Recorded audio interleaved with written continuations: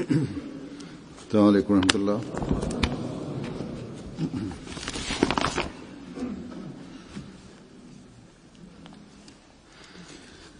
अशहदु अल्ला इलाहा इल्लल्लाह वहदहु ला शरीका लहु व अशहदु अन्ना मुहम्मदन अब्दुहु व रसूलुहु। अम्मा बअदु फ़अऊज़ु बिल्लाहि मिनश शैतानिर रजीम। बिस्मिल्लाहिर रहमानिर रहीम। अल्हम्दुलिल्लाहि रब्बिल आलमीन अर्रहमानिर रहीम मालिकि यौमिद्दीन। इय्याका नअबुदु व इय्याका नस्तईन। इहदिनस सिरातल मुस्तकीम सिरातल लज़ीना अनअमता अलैहिम गैरिल मग़दूबि अलैहिम वलद्दाल्लीन।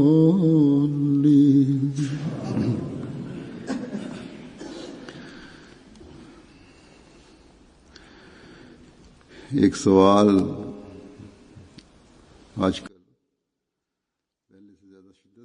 আজকাল একটি প্রশ্ন পূর্বের চেয়ে অধিক জোরালো ভাবে বিশেষ করে যুবক শ্রেণীর মাঝে আর মোটের উপর সমাজের সাধারণ মানুষের মাঝে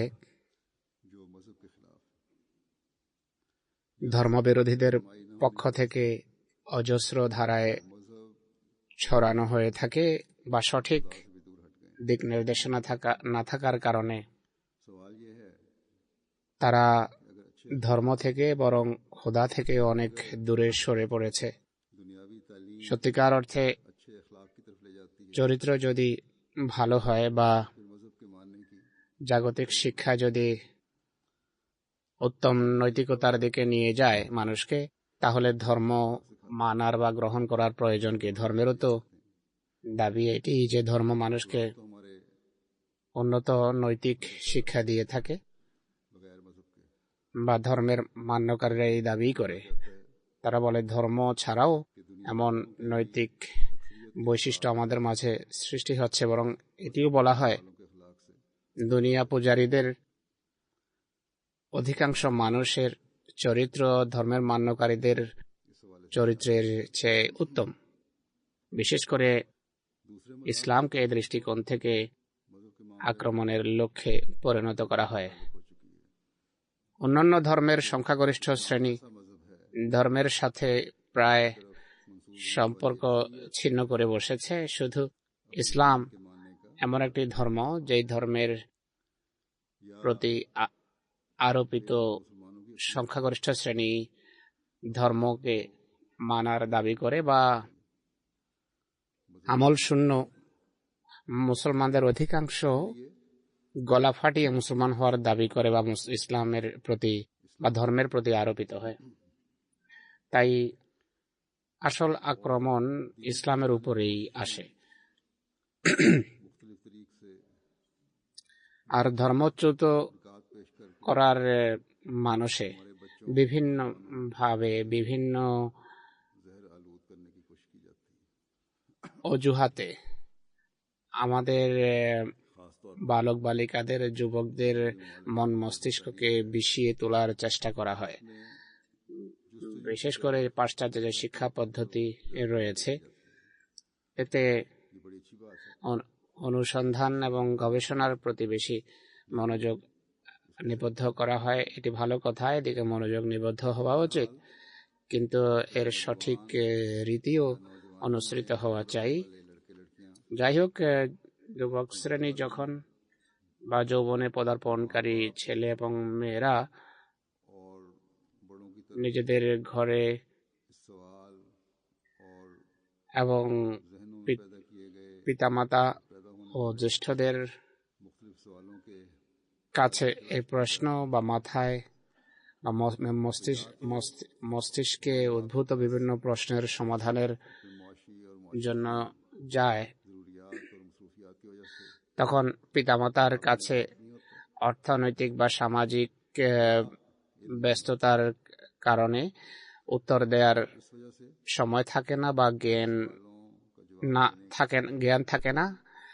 এ কারণে তাদের প্রশ্নের উত্তর দেওয়ার পরিবর্তে जिससे नौजवानों তাদের প্রায় সময় অবদমিত করার বা মুখ বন্ধ করে দেওয়ার চেষ্টা করা হয়, যে কারণে যুবক বা যৌবনে পদার্পণকারী ছেলে মেয়েরাও মনে করে যে ধর্ম ইসলাম হলেও, যদিও এটি দাবি করে যে সত্য আর বলে যে সব সমস্যার এতে সমাধান রয়েছে, কিন্তু যুগের নিরিখে ব্যবহারিক কোনো সমাধান এটি উপস্থাপন করে না বা এর কাছে কোনো উত্তর নেই।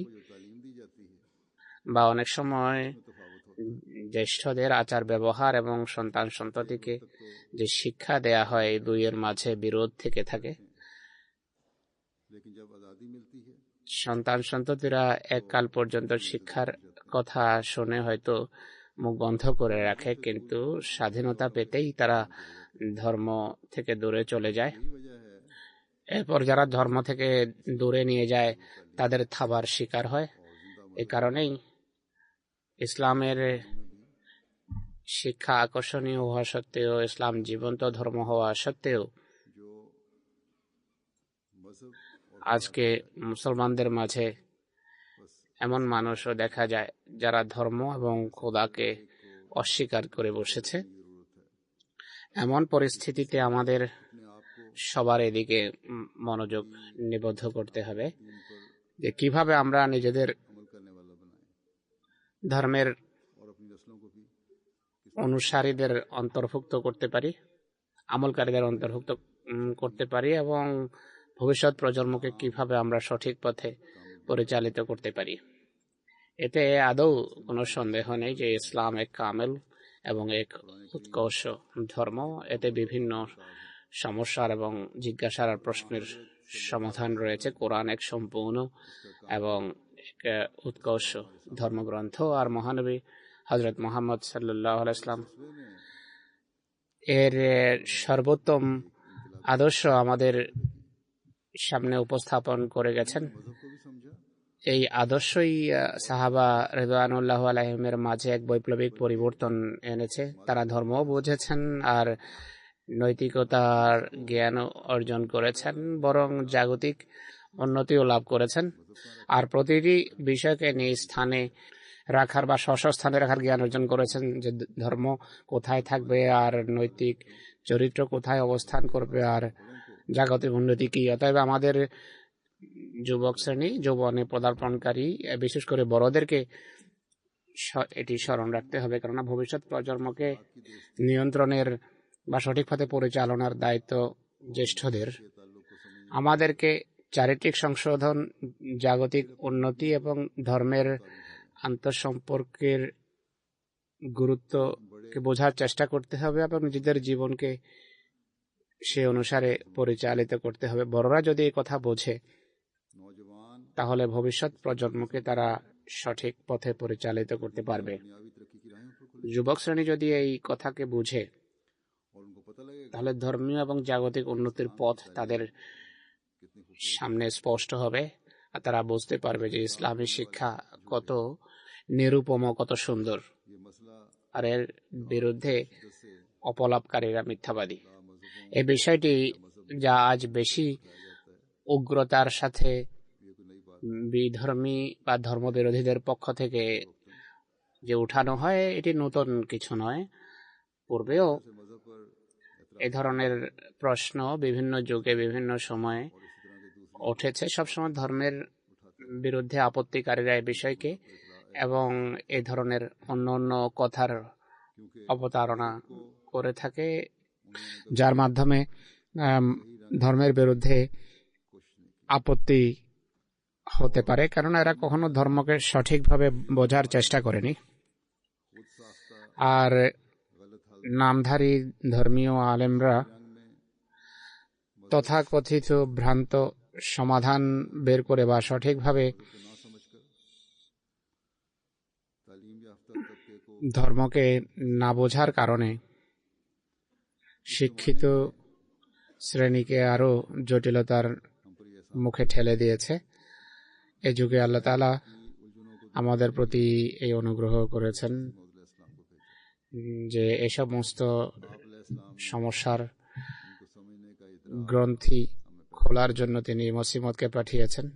তিনি আলাইহিস সালাতু ওয়াস সালাম এসব বোঝার বোধপত্তি আমাদের মাঝে সৃষ্টি করেছেন। তো এই সমস্ত সমস্যাগুলো বোঝা এবং এগুলোর সমাধান খুঁজে বের করা আমাদের জন্য সহজসাধ্য হয়েছে। হযরত মুসলিম মাউদ রাদিয়াল্লাহু আনহু একবার এর আলোকে একটি খুতবা দিয়েছেন।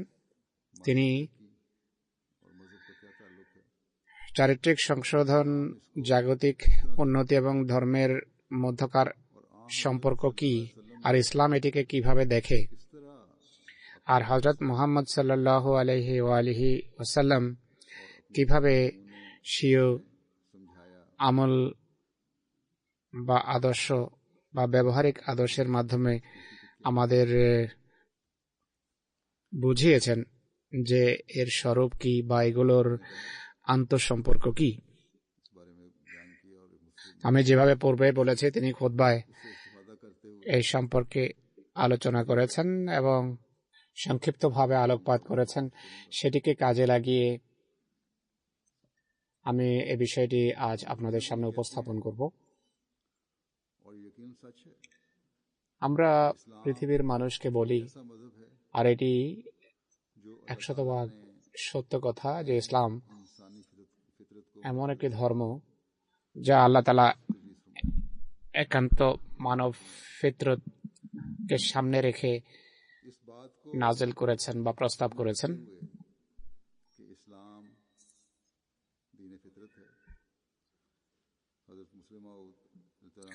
ইসলাম প্রকৃতি সম্পন্ন ধর্ম বা দ্বীনে ফিতরত, এটি সামনে রেখে হযরত মুসলিম মাউদ বলেন যে ধর্ম এবং নৈতিকতা এবং মানুষের সেই চাহিদা যা তার দেহের সাথে সম্পর্ক রাখে, এগুলো এমন যৌথ বিষয়, কমন বিষয়, যে এগুলোর মাঝে পার্থক্য করা কঠিন।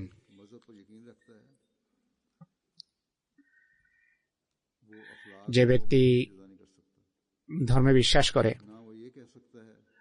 সে নৈতিকতাকে ধর্ম থেকে পৃথক করতে পারে না, আর কথা বলতে পারে না যে ধর্ম আমাকে জগৎ বিমুখ বা জগতের প্রতি ভ্রুক্ষেপহীন করে তুলেছে, তাই আমার কোনো চাহিদা নেই। যদি চিন্তাধারা এমন হয় যে আমার এখন আর কোনো কিছুর প্রয়োজন নেই, তাহলে মানুষের জাগতিক উন্নতির চাকা থেমে যাবে। এক কথায় এগুলো একটি উন্নতির সাথে আন্তবন্ধন যুক্ত। ধর্ম, নৈতিকতা এবং জাগতিক উন্নতি একটি উন্নতির সাথে সম্পর্ক যুক্ত, কিন্তু তার সত্ত্বেও এগুলোর মাঝে পার্থক্যও আছে। ধর্মে যারা বিশ্বাস করে না তারা তো একথা বলে বেবাগী হয়ে যাওয়ার চেষ্টা করে যে ভালো চরিত্র এবং জাগতিক উন্নতি, কিন্তু একজন প্রকৃত মুসলমান বলবে যে ধর্মেরও প্রয়োজন রয়েছে, কেননা তা খোদা পর্যন্ত পৌঁছার পথ দেখিয়ে থাকে। তো হলো চিন্তাধারার পার্থক্য, যে আমরা এই বিষয়গুলোকে কোন দৃষ্টিকোণ থেকে দেখব আর এগুলোর পারস্পরিক সম্পর্ক কিভাবে আমরা প্রতিষ্ঠা করব। অন্যান্য ধর্ম তো মৃত্যুর পথযাত্রী, ইসলামই এমন একটি ধর্ম যা এগুলোর পারস্পরিক সম্পর্ক প্রমাণ করে। কিন্তু মুসলমানদের সংখ্যাগরিষ্ঠ শ্রেণী ধর্মের মর্ম না বোঝার কারণে ভ্রান্তভাবে নৈতিকতার সাথে সম্পর্কযুক্ত বিষয় এবং জাগতিকতার সাথে সম্পর্কযুক্ত বিষয়কে ধর্মের সাথে এমনভাবে যুক্ত করেছে বা সম্পৃক্ত করেছে, যে বাড়াবাড়ির চরমে পৌঁছেছে। ধর্মকে আকর্ষণীয় ভাবে উপস্থাপনের পরিবর্তে, ধর্মের প্রতি মানুষকে আকর্ষণের পরিবর্তে ধর্ম থেকে দূরে ঠেলে দেওয়ার কারণ হচ্ছে নামাজ রোজা ছাড়াও চারিত্রিক গুণাবলী, বিভিন্ন জাগতিক চাহিদা, যেমন কোনো সংগঠন প্রতিষ্ঠা করা হোক বা কোনো সভার ব্যবস্থাই হোক না কেন, আলেমেরা বলে যে আমাদের মতে এগুলো সব ইসলামের অঙ্গ, আর যারা এতে যোগ দেবে না তারা কাফের এবং মুরতাদ। এখন এটি আমরা ইসলামী বিশ্বে দেখি, এর যখন প্রসার বা বিস্তার ঘটে, সবকিছুকে পরিবেষ্টন করে ফেলে, তখন আর কাফের আর মুরতাদের গণ্ডিতে সীমাবদ্ধ থাকে না, বরং যুদ্ধ আরম্ভ হয়ে যায়। সব ফিরকার নিজস্ব ফতোয়া রয়েছে। এই কারণেই বিভিন্ন কট্টরপন্থী দল নিজেদের ইসলামকে প্রতিষ্ঠার জন্য নিজেদের নৈতিক বা চারিত্রিক আচরণ বিধি বা নাম সর্বস্ব আইন প্রণয়ন করে হত্যা করছে, রক্তপাত ঘটাচ্ছে সিরিয়া, ইরাকে, আফগানিস্তানে, পাকিস্তানে। ধর্মের নামে তাদের নিজেদের বানানো রক্তপাতের কারণ হচ্ছে বা রক্তপাত ঘটাচ্ছে। সিরিয়া বা ইরাকে যে নামধারী ইসলামী রাজত্ব প্রতিষ্ঠিত হয়েছে, এক ফরাসি সাংবাদিক সেখান থেকে মুক্তি লাভ করে ফিরে এসেছেন। আমি পূর্বে বলেছিলাম, সে ব্যক্তি সেখানে এমন কিছু বিষয় দেখেছে, তাদের এমন কিছু আচরণ এবং আইন দেখেছে, সে ব্যক্তি যতটা ইসলামের জ্ঞান রাখতো বা কোরআন যেভাবে সে পড়েছিল বা হাদিসের যে জ্ঞান তার ছিল, সে অনুসারে কিছু লোককে সে জিজ্ঞেস করে যে তোমরা যা করছো তোমাদের কত আচরণ কোরআন এবং হাদিস সম্মত নয়। তখন নামধারী ইসলামের রাজত্বের কর্মীরা বা কর্মকর্তাদের উত্তর এটি ছিল যে আমরা জানি না কোরআন হাদিসে কি আছে, এটি আমাদের আইন আর আমরা সেই অনুসারেই চলছি। তো এভাবে ইসলামী শিক্ষাকে তারা বিকৃত করেছে। ইয়েমেনে যা কিছু হচ্ছে তাই কারণেই হচ্ছে যে মন গড়া ফতোয়াকে ধর্মের আবরণে নিরীহদের উপর বিমান হামলা করা হচ্ছে। এটি ঠিক যে উভয় পক্ষেরই দোষ এবং ভ্রান্তি রয়েছে, কিন্তু এর সমাধান নিরীহদের বিনা কারণে হত্যা করা নয়, বরং যদি আমরা দেখি তাহলে চোখে পড়বে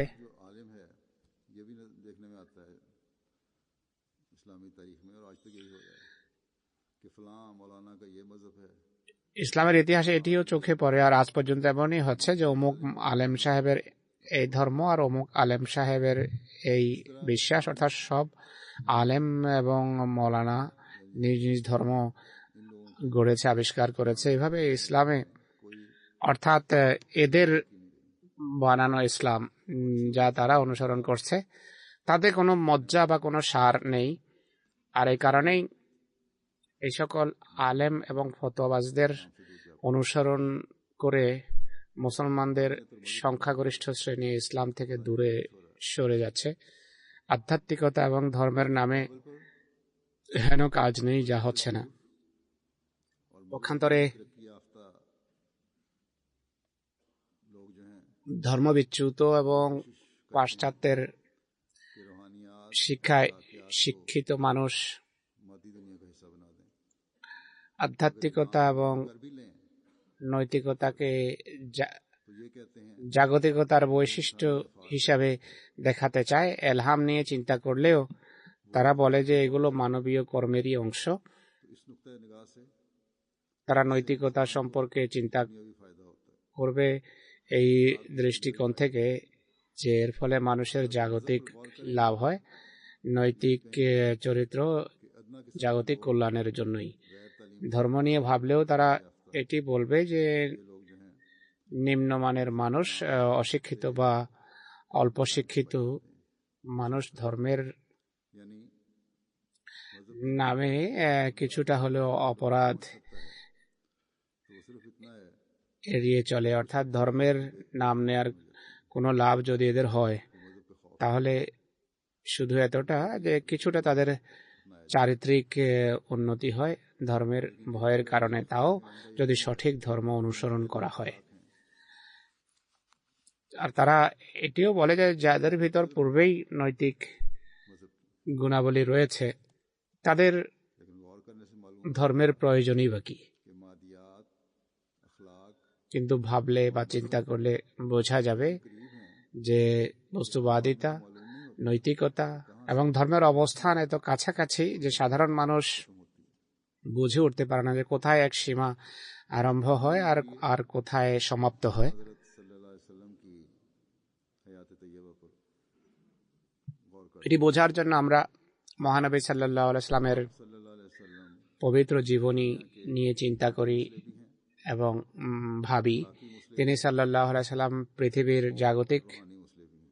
সংশোধনকারীও, নৈতিক সংশোধনকারীও এবং আধ্যাত্মিক সংস্কারকও বটে।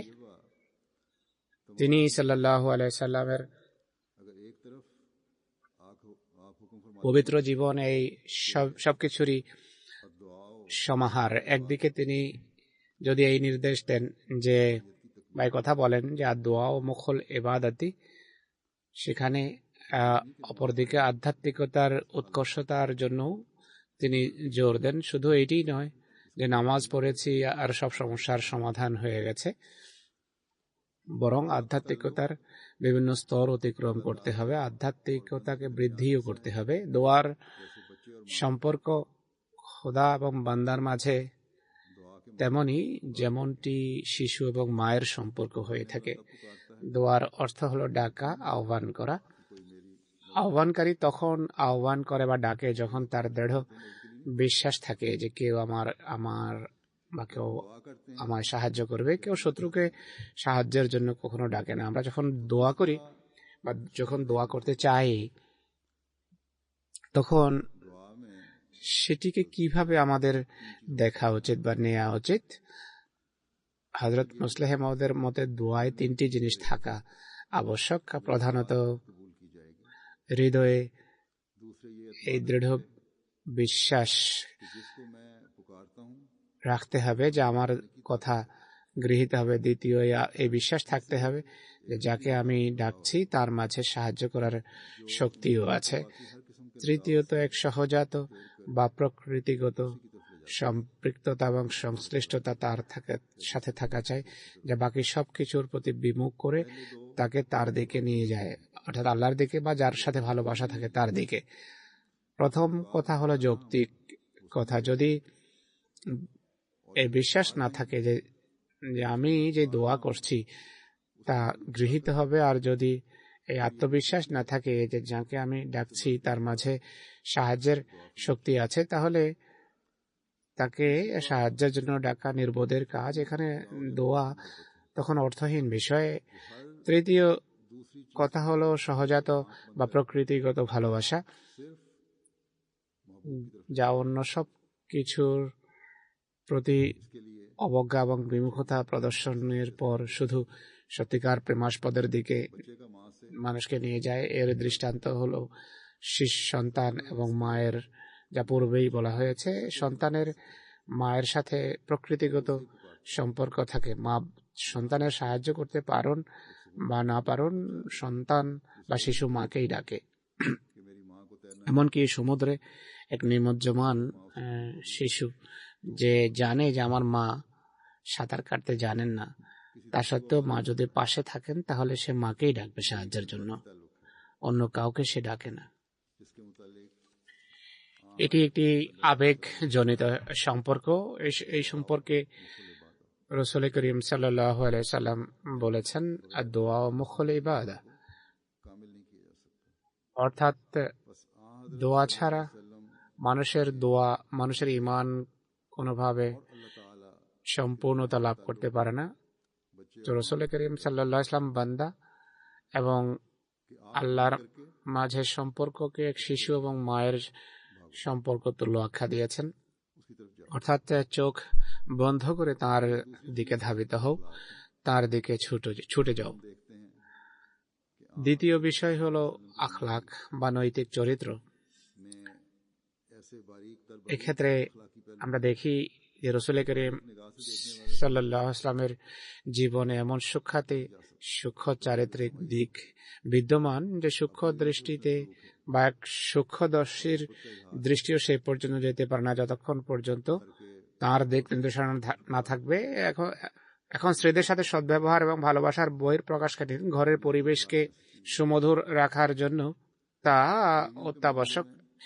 এটি মৌলিক চারিত্রিক গুণাবলীর অন্তর্গত একটি বিষয়। স্ত্রীদের বিষয়ে তিনি সাল্লাল্লাহু আলাইহি ওয়াসাল্লাম কত সূক্ষ্মতার সাথে দৃষ্টি রাখতেন দেখুন। তার সম্পর্কে হাদিসে রয়েছে যে যখন তার কোনো স্ত্রী কোনো গ্লাসে পানি পান করতেন, মহানবী সাল্লাল্লাহু আলাইহি ওয়াসাল্লাম পানি পান করার সময় সেই জায়গায় ঠোঁট রেখে পানি পান করতেন যে স্থানে রাসূল তার স্ত্রী ঠোঁট স্পর্শ করে পানি পান করতেন। এটি খুব ছোট একটি বিষয়, কিন্তু কত সূক্ষ্ম একটি কথা।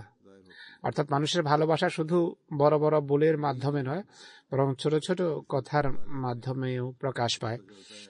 কেবল এটাই নয়, বরং তার জীবনী অধ্যয়নে জানা যায় যে বড় বড় নৈতিক বিষয়েও তিনি এমন শিক্ষা দিয়ে গেছেন আর এমন উত্তম আদর্শ প্রকাশ করেছেন যে দেখলে বোঝা যায় যে তিনি সারা জীবন শুধু নৈতিকতারই অধ্যয়ন করেছেন আর এরই পাঠ দিয়েছেন।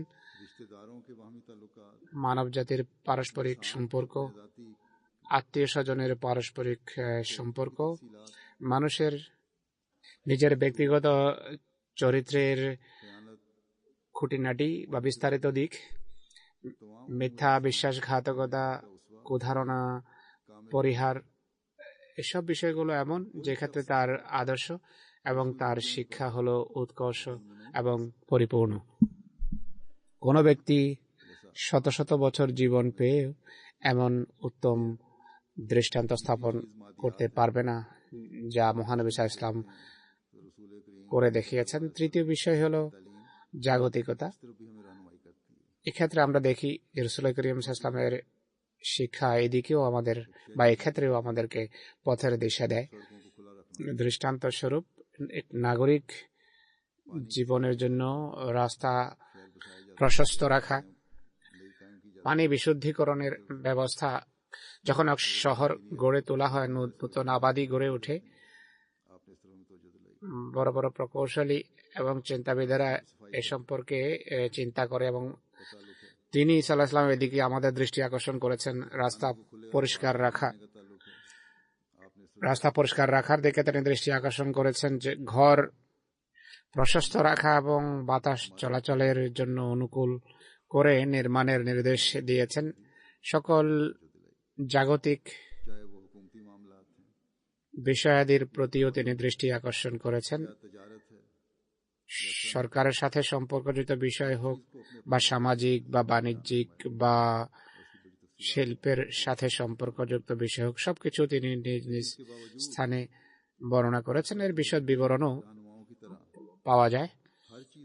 কিন্তু তা সত্ত্বেও আজকের ধর্মীয় নেতৃবৃন্দের ন্যায় সবকিছুকে তিনি ধর্মের অঙ্গ আখ্যা দেননি। দৃষ্টান্ত স্বরূপ তাঁর সম্পর্কে একটি ঘটনা আমরা দেখতে পাই। নর এবং মাদা খেজুর গাছ পৃথক পৃথক হয়ে থাকে। কিছু কৃষক নর খেজুর গাছের পরাগ রেণু দ্বারা মাদাকে পরাগায়িত করছিল। তিনি সেই পথে যাচ্ছিলেন। তিনি বলেন যে এইভাবে পরাগায়িত না করলে অসুবিধা কি? বাতাসের মাধ্যমে প্রকৃতিগতভাবে পরাগায়ন সম্ভব। মানুষ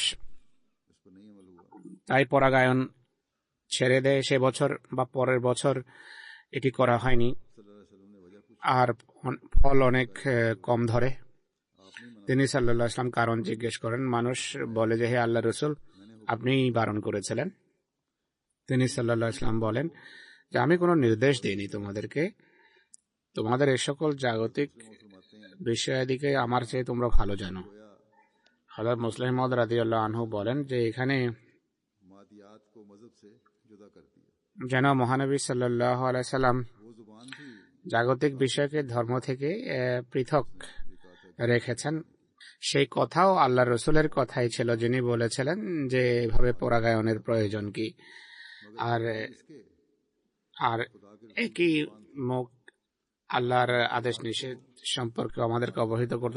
যদিও আল্লাহ রসুলের ভাষা ছিল, তিনি জাগতিক বিষয়কে জাগতিক বিষয় আখ্যা দিয়ে বলেন যে এসব বিষয়ে তোমরা বেশি জানো। কিন্তু আজকালকার মৌলবীর মুখ থেকে অসম্ভব কথা বের হলেও যারা সেটি মানবে না, তাদের মতে তারা ইসলামের গণ্ডি থেকে বহির্ভূত এবং কাফেরার মুরতাদদের প্রশ্ন তখন এসে দণ্ডায়মান হয়। পক্ষান্তরে পাশ্চাত্যের নামধারী উন্নত বা সত্যিকার অর্থে উন্নত শ্রেণী যারা আছে, তাদের দৃষ্টিতে ধর্মের উপর ঈমান আনারও প্রয়োজন নেই, আর ধর্মীয় শিক্ষার কোনো সম্মানও নেই, না নৈতিকতার কোনো সম্মান সম্ভ্রম রয়েছে। তারা সবকিছুকে জাগতিক আখ্যা দিয়ে থাকে। এমনকি হযরত মুসলিম লেখছেন তাদের দার্শনিকেরা সে যুগে বলে যে প্রশ্ন এটি নয় যে খোদা পৃথিবী কিভাবে সৃষ্টি করেছেন, বরং প্রশ্ন হলো মানুষ কিভাবে খোদাকে সৃষ্টি করেছে। নাউজুবিল্লাহ। তাদের দৃষ্টিতে খোদা মানুষের বিবর্তিত চিন্তাধারার ফসল। খোদার সত্তা বাস্তবিক হলেও তা মানসিক বা মনস্তাত্ত্বিক উন্নতির চরম রূপ, এর ছাড়া আর বেশি কিছু নয়। তাদের মধ্যে মানুষ এক উত্তম আদর্শের সন্ধানে ছিল। মানুষের মাঝে যখন উন্নত কোনো আদর্শ তারা খুঁজে পায়নি, তারা মানুষের জগতের বাহিরে এক মনস্তাত্ত্বিক চিত্র মাথায় তারা অঙ্কন করেছে। মানুষের এই চিত্র অঙ্কনের ক্ষেত্রে প্রথম প্রচেষ্টা অতটা সফল ছিল না, কিন্তু প্রণিধান এবং চিন্তার পাশাপাশি উন্নতির পাশাপাশি সে এক পর্যায়ে এক কামেল চিত্র অঙ্কন করে মানসপটে। এর নাম হলো খোদা। এই দার্শনিকদের দৃষ্টিতে এই হলো খোদা সম্পর্কে তাদের ধারণা। হযরত মুসলিম মাউদ বলছেন যে এইভাবে এরা খোদাকেও জাগতিকতা বা বস্তু জগতের অংশ আখ্যায়িত করেছে।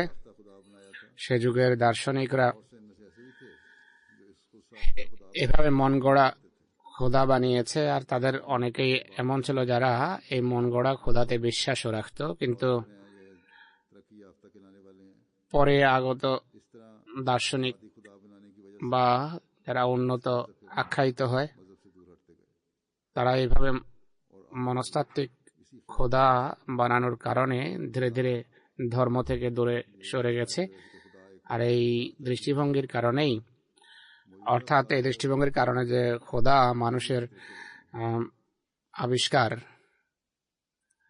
এই কারণে বর্তমান দার্শনিকরা নাস্তিকতার পথ অবলম্বন করছে, বরং শিক্ষা ও আলোকিত ধ্যান ধারণার নামে পাশ্চাত্যে বসবাসকারী দার্শনিকের অধিকাংশই খোদার সত্তাকে অস্বীকার করে বসেছে।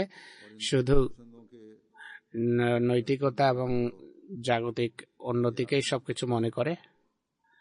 আর এই নাস্তিকতা প্রিয় লোকদের দৃষ্টিভঙ্গি রয়েছে, এতে আরো ইন্ধন যোগায় আজকালকার মৌলবীরা, যারা নিজেদের সবকিছু এবং সকল দৃষ্টিভঙ্গিকে ধর্মের আখ্যা দিয়ে সামধিক অজ্ঞতার বিস্তার ঘটিয়েছে। এই দৃষ্টিকোণ থেকে যদি আমরা দেখি, তাহলে বোঝা যাবে যে আজকালকার আলেমেরা ভ্রান্তিতে নিপতিত, আর ধর্মকে যারা জাগতিকতার মতোই দেখে এবং যারা একে অস্বীকার করে, তারাও ভ্রান্তিতে নিপতিত। আমরা আহমদীরা সৌভাগ্যবান যে হযরত মসিহ মাউদ আলাইহিস সালাতু ওয়াস সালাম আমাদেরকে এইসব বিষয় থেকে রক্ষা করে এমন পথের দিশা দিয়েছেন যে আসল বিষয়ে বোঝার জন্য মহানবী সাল্লাল্লাহু আলাইহি ইসলামের পথপানে চেয়ে থাকো। যিনি সাল্লাল্লাহু আলাইহি সাল্লাম বলেছেন যে সকল বিষয়ে সত্যিকার দিন বা ধর্ম হলো মধ্যম পন্থা অবলম্বন করা এবং এর প্রতি যা করণীয় তা করা। তিনি বলেন যে নিঃসন্দেহে ইবাদত আবশ্যক, ইবাদত করা একান্ত আবশ্যক, ইবাদত সৃষ্টির উদ্দেশ্য। কিন্তু ওয়ালি নাফসিকা আলাইকা হক, ওয়ালি যাওজিকা আলাইকা হক, ওয়ালি জারিকা আলাইকা হক। তোমার নিজ প্রাণেরও তোমার উপর অধিকার আছে, তোমার স্ত্রীরও অধিকার আছে, তোমার উপর তোমার প্রতিবেশীরও অধিকার এবং প্রাপ্য রয়েছে তোমার কাছে।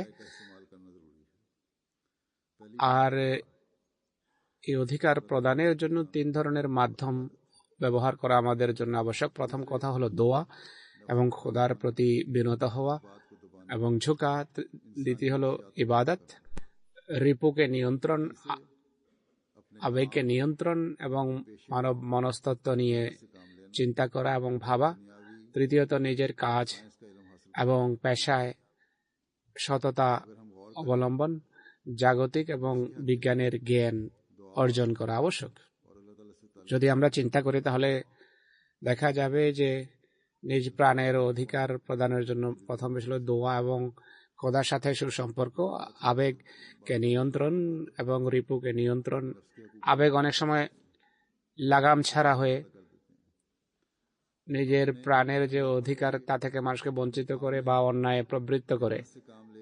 জ্ঞান বৃদ্ধি করে নিজের পেশায় সততা অবলম্বনের মাধ্যমে জীবনের আধ্যাত্মিক এবং নৈতিক ও অর্থনৈতিক অবস্থাকে আমরা সঠিক খাতে পরিচালিত করতে পারি। একইভাবে পরিবার পরিজনের অধিকার প্রদানের ক্ষেত্রে দোয়া, আবেগ, অনুভূতিকে নিয়ন্ত্রণ এবং জাগতিক চাহিদা পূরণ করা। একইভাবে প্রতিবেশী বলা হয়েছে, প্রতিবেশীরও অধিকার রয়েছে, অর্থাৎ সমাজের অধিকার তখন প্রদান করা সম্ভব যদি আমরা এর জন্য দোয়া করি, তাদের অধিকার প্রদান করি, তাদের মনস্তত্ত্বকে বুঝে সে অনুসারে ধর্মের বাণী প্রচারের যে দায়িত্ব আছে তাও প্রচার করব। তাদেরকে ধর্ম সম্পর্কে অবহিত করা এটি তাদের প্রাপ্য অধিকার। অনুরূপভাবে জ্ঞান বৃদ্ধি এবং পরিশ্রম করে কাজ করে সামগ্রিকভাবে দেশীয় উন্নতিতে আমরা ভূমিকা রাখবো। তো এটিও প্রতিবেশী এবং সমাজের অধিকার প্রদানের অন্তর্গত। যদি এই চিন্তা চেতনা নিয়ে সমাজের প্রত্যেক ব্যক্তি চেষ্টা করে তাহলে সমাজ আধ্যাত্মিক, নৈতিক এবং জাগতিক এক কথায় সকল প্রকারের উন্নতির উত্তম দৃষ্টান্ত হবে। মুসলমানদের অবস্থা শোচনীয় হওয়ার কারণ হলো তারা খোদাকে বা খোদার ধর্মকে অগ্রগণ্য করে বা প্রাধান্য দিয়ে এই কথাগুলোর ব্যাপারে যত্নবান ছিল না যা আমরা বর্ণনা করেছি, বরং নিজের প্রবৃত্তির কামনা বাসনার নাম ধর্ম রেখেছে। আল্লাহ যেই ধর্ম নাযিল করেছেন সেটিকে অগ্রগণ্য করেনি। যদি এটিকে প্রাধান্য দিত তাহলে বাকি বিষয়েও দৃষ্টিগোচর রাখত। অবাধ্য প্রবৃত্তির কামনা বাসনার নাম ধর্ম রেখে এটি তারা অনুসরণ করছে। এর ফলাফল যা দাঁড়িয়েছে তা হলো অন্যদেরকে ইসলামের সৌন্দর্য সম্পর্কে অবহিত করা তো দূরের কথা, স্বয়ং কামনা বাসনা প্রসূত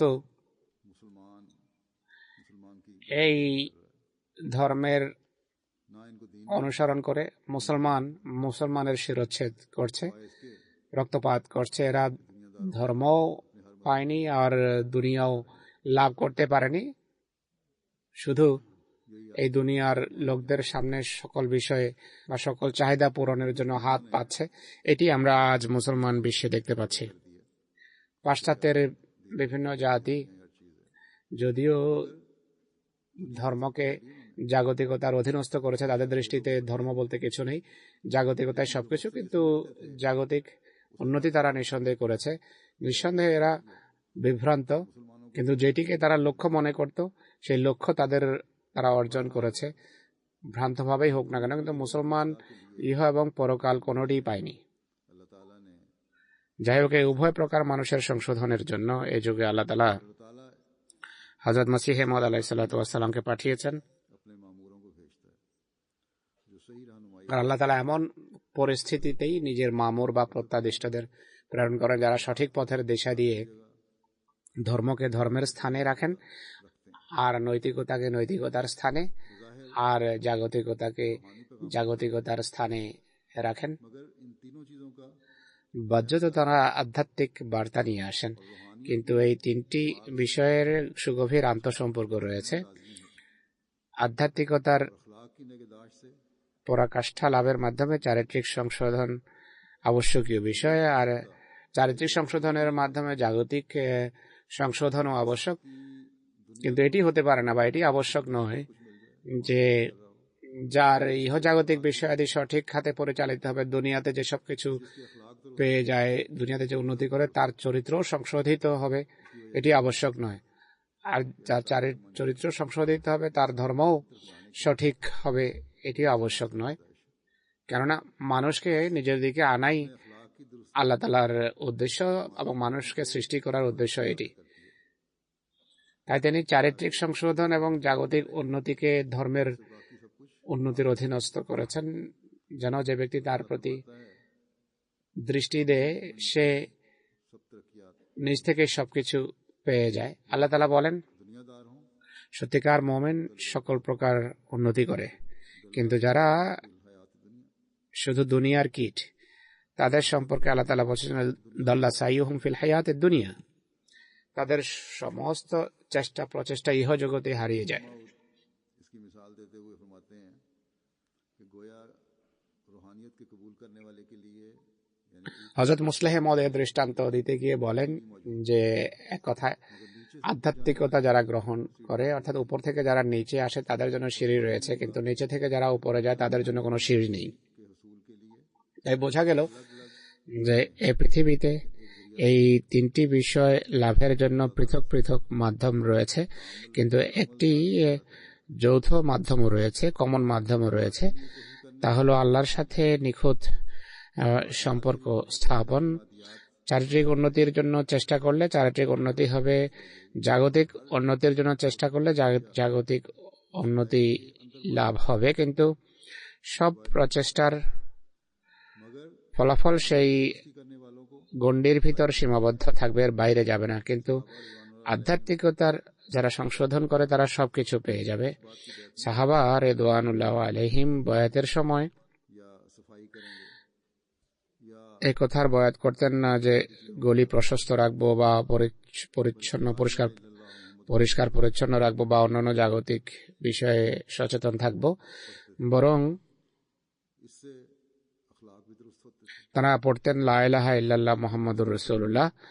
এর মাধ্যমে চারিত্রিক সংশোধনও হতো, আর চরিত্রের সংশোধনের মাধ্যমে অবশ্যই ইহকালও সংশোধিত হতো, ইহজীবনও সংশোধিত হতো।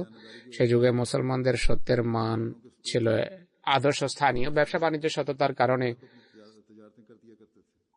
দুনিয়ার মানুষ মুসলমানদের হাতে নিঃসংকোচে নিজেদের ব্যবসা বাণিজ্য ছেড়ে দিত। প্রজাদের সাথে ইনসাফ বা সুবিচার দেখে মানুষ চাইতো যে মুসলমান আমাদের শাসক হোক। হযরত ওমর রাদিয়াল্লাহু আনহুর যুগে একবার সিরিয়া থেকে মুসলমানদেরকে বের হতে হয়েছে, কেননা তখন রোমান বাহিনীর সংখ্যা বড় হওয়ার কারণে তাদের মোকাবেলা করা কঠিন ছিল। কিন্তু সিরিয়ান প্রজা তখন অশ্রু বিসর্জন দিচ্ছিল আর জোর দিয়ে বলছিল যে আপনারা এখান থেকে যাবেন না, আমরা আপনাদের সাহায্য করছি, আমরা আপনাদের সাথে প্রতিরক্ষামূলক যুদ্ধে যোগ দেব। অথচ সিরিয়ানরাও ছিল খ্রিস্টান আর রোমানরা খ্রিস্টান ছিল, কিন্তু এই উন্নত চরিত্র এবং উন্নত শাসন ব্যবস্থার কারণে সিরিয়ান খ্রিস্টানদের রোমানদের মোকাবেলায় মুসলমানদের সাহায্যে অনুপ্রাণিত করে।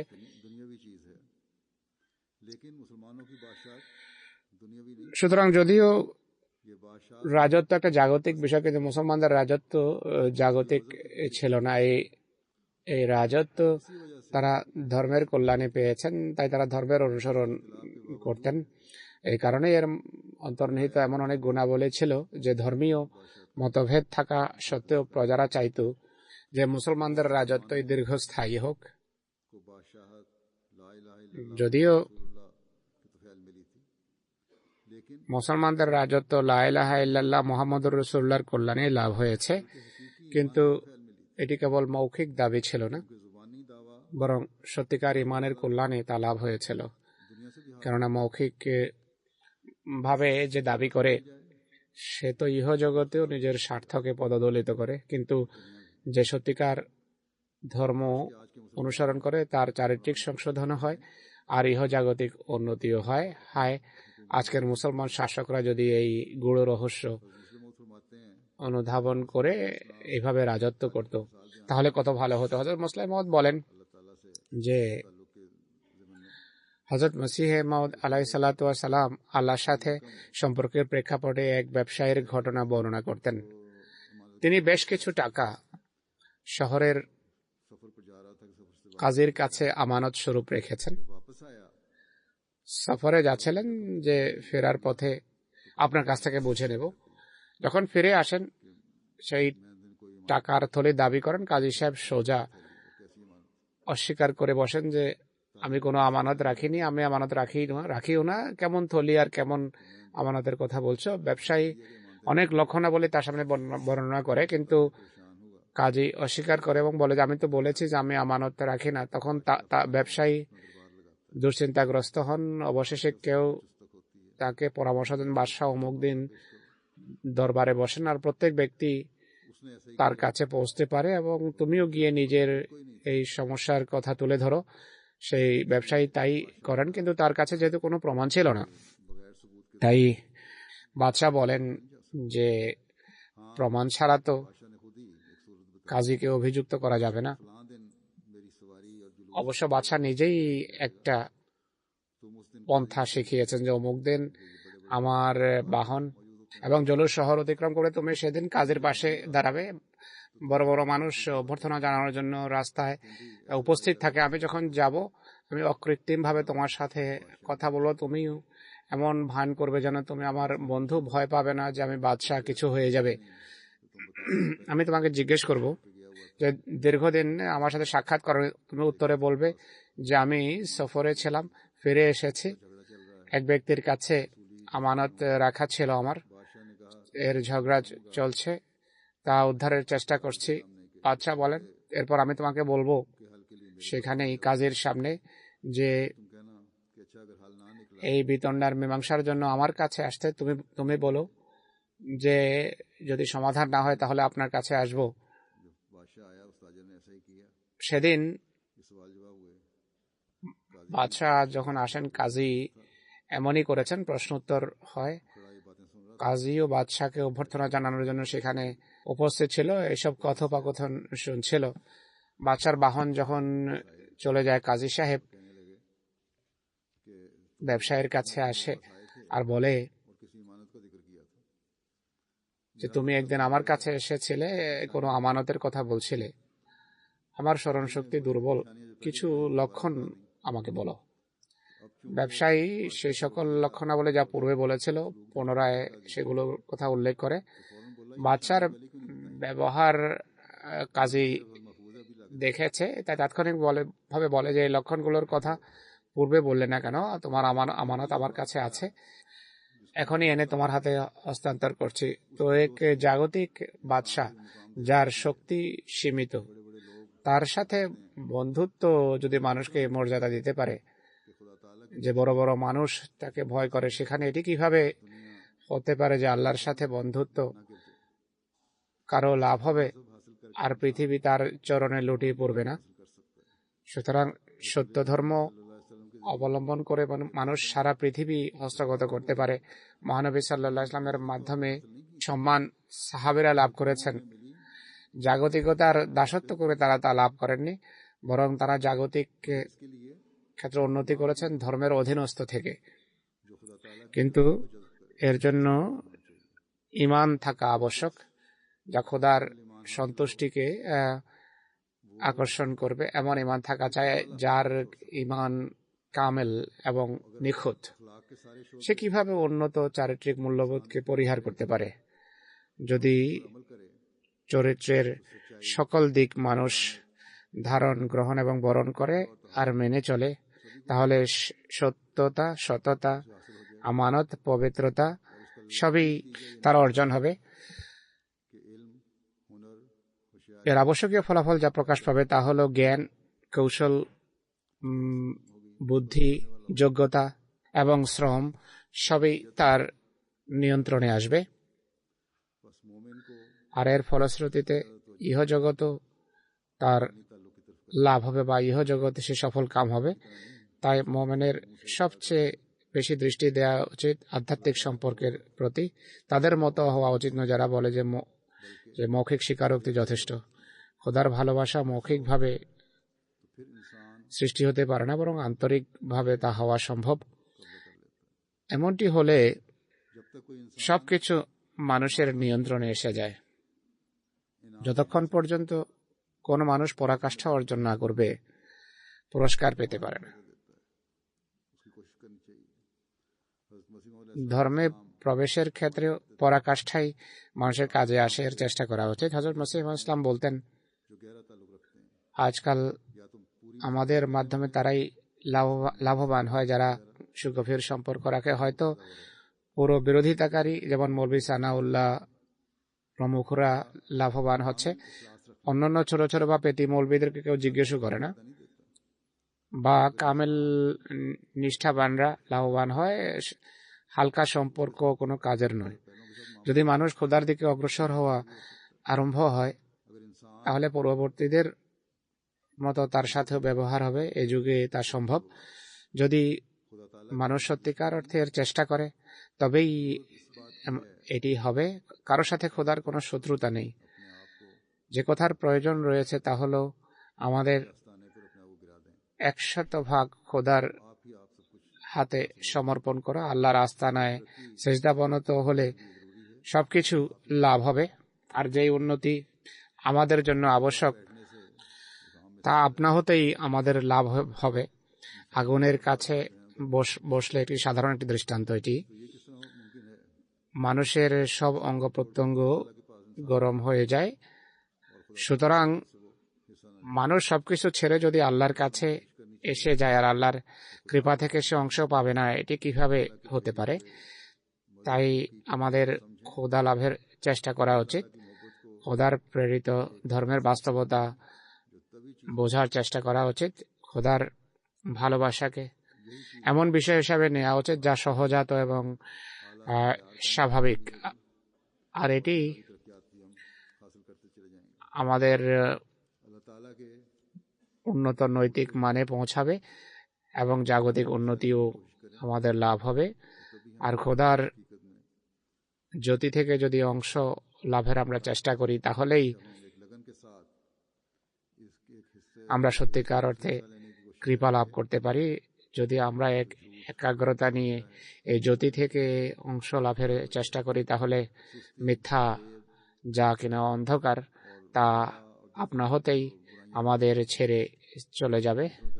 আলস্য, প্রতারণা, ধোঁকা এবং অন্যান্য পাপ, অন্যের অধিকার পদদলিত করা, এইসবই তো অমানিসা। আর এগুলো আপনা হতেই খোদার জ্যোতির কারণে তিরোহিত হবে। আমাদের চারিত্রিক মানও উন্নত হতে থাকবে আর জাগতিক উন্নতিও ঘটবে।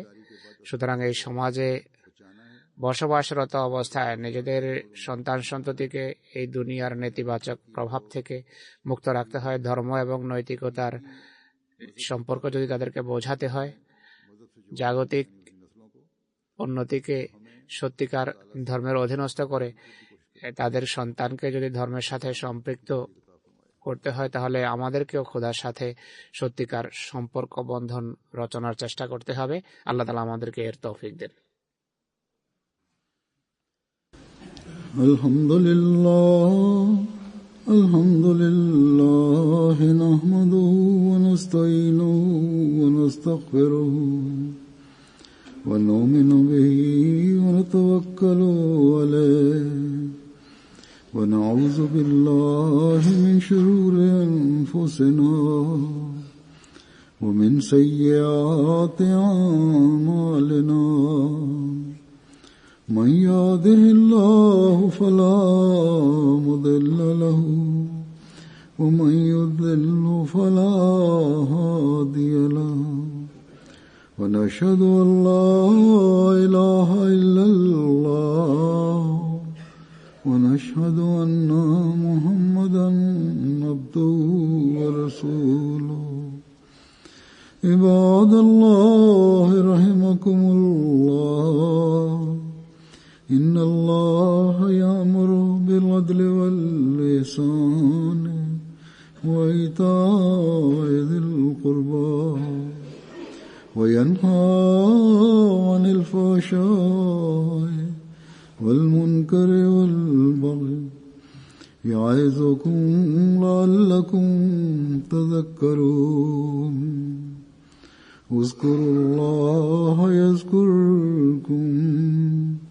وادعوه يستجب لكم ولذكر الله أكبر.